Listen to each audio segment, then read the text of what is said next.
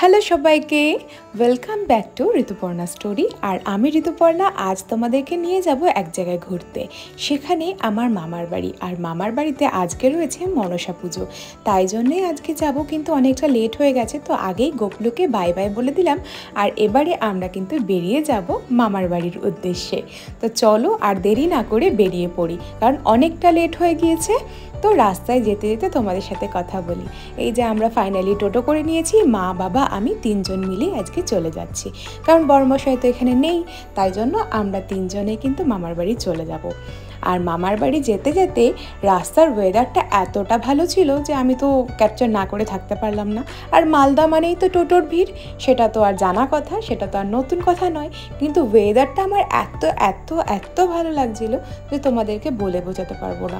কি সুন্দর পেঁজা তুলোর মতো একটা মেঘ, যেন মনে হচ্ছে দুর্গাপুজো চলেই এসেছে একদম সামনে, হয়তো কাল বা পরশুই দুর্গাপুজো।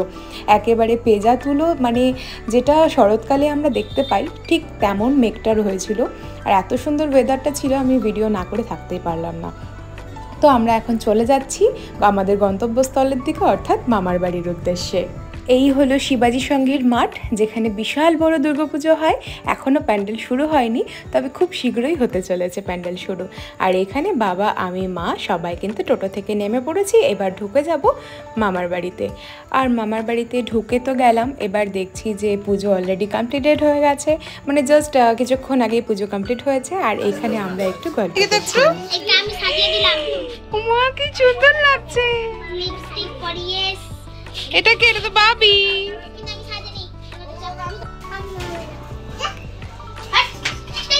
মা মনসাকে প্রণাম করে নিয়ে আমরা এবার ঢুকে যাচ্ছি ভেতর দিকে, অর্থাৎ ঘরের ভেতরে।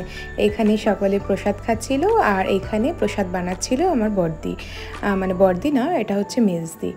আর এটা হচ্ছে তার থেকে ছোট এই দিদিটার মেয়ে, আর এটা হচ্ছে মামি।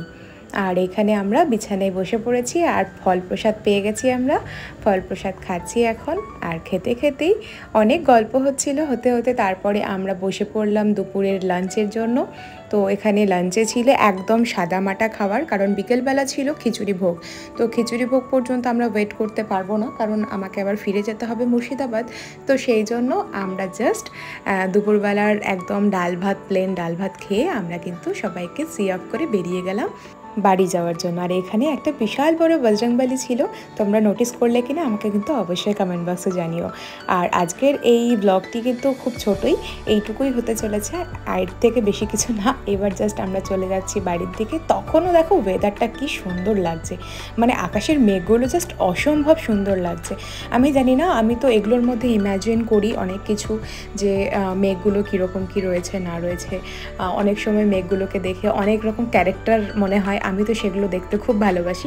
তোমাদের কার কার মনে হয় এরকমটা অবশ্যই আমাকে কমেন্ট বক্সে জানিও। তো চলে আসলাম বাড়িতে, দেখা হচ্ছে আবারও অন্য কোনো ব্লগে।